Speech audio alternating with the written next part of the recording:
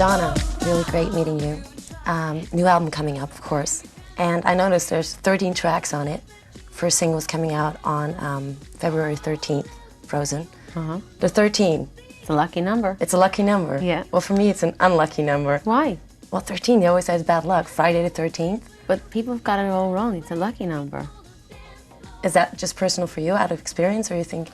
Well, first of all, it's just a matter of putting your, getting your head. I mean, everyone thinks that 3 and 7 and 13 are unlucky numbers, but if you just change your way of looking at it, first of all, any number can be lucky. But I think 13 is a particularly magical, mystical number. And for instance, why do boys get bar mitzvahed when they're 13? Yeah. There's a lot of sort of the kind of philosophical or mystical thinking on that is that that's the age that a child's soul comes into their body. So it's actually a very lucky age. And then there's 12 signs in the zodiac. So if you go one number above that, then you're basically transcending the limitations of the zodiac. Because every sign has limitations, right? Bad things, good things, whatever. So 13 is actually a lucky number. Okay, so you did think about it when you put 13 tracks on? Oh, yeah. Okay. And there's also a song for your daughter on there. I'm not a mother, so I don't know, but it seems very hard to write a song for your daughter, because you know when she grows up, she'll hear about it, she'll hear it. Like, I want her to hear it. Isn't it like, because it's a very simple song, it's so fine, it's so... But it wasn't hard at all. All I had to do was think about her and it came out. But isn't it like when you think about your daughter, all these thoughts come up? Like, how do you put it in one song? I think it's incredible when I heard it. It's so basic. Yeah. I don't know, I just was true to my feelings. I just let the feelings flow out of me, and that's what happened. I think I really noticed that on the whole of the album, that your feelings are in there. I think it's also in the other albums. But maybe this is wrong to say, but it seems like you're in ease with yourself. Is that true? I'm definitely becoming more comfortable with me, being me with who I am, definitely. Shedding the layers, getting closer to what I think is the real me, for sure. Greta Garbo and Monroe, Dietrich and DiMaggio, Marlon Brando, Jimmy Dean, on the cover of a magazine. Grace Kelly, Harlow Jean, picture of a beauty queen. Jean Kelly, Fred Astaire, Ginger Rogers, dance on air. They had style, they had grace. Rita Hayworth gave good face. Lauren Catherine Manitou, Betty Davis, we love you.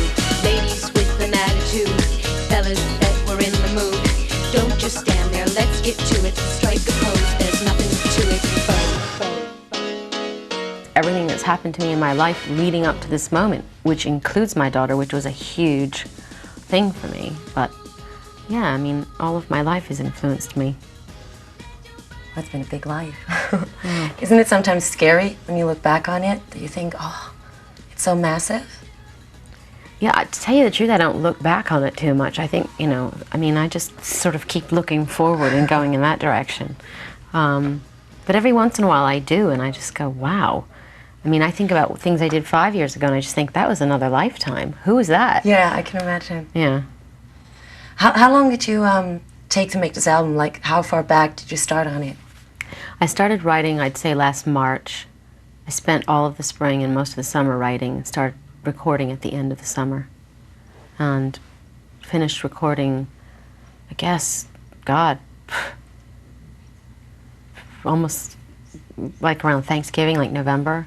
Yeah. And was this, every album you make is different. Every time you come out with a different look, with a different image. So it's hard to say this is a totally different album. But I felt it a little bit like that. Was it very different to work on as well? Is it more, did you want to shock people with it or not? No, not at all. No. It's just the feeling that you have for the music right now. Because it's like drum and bass and a little bit like the Prodigy sound in it. We never heard that with you before. Well, I've been listening to a lot of it. It's definitely influenced me. Yeah.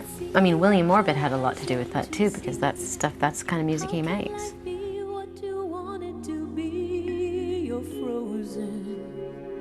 When your heart's not open, you're so consumed with how much you get. You waste your time with hate and regret. You're broken when your heart's not open.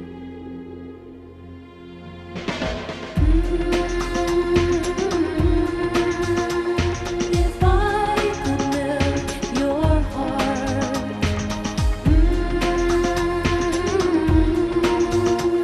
we'd never be apart.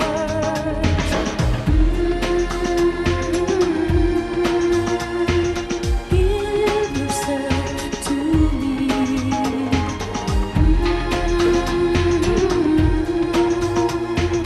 You are the key.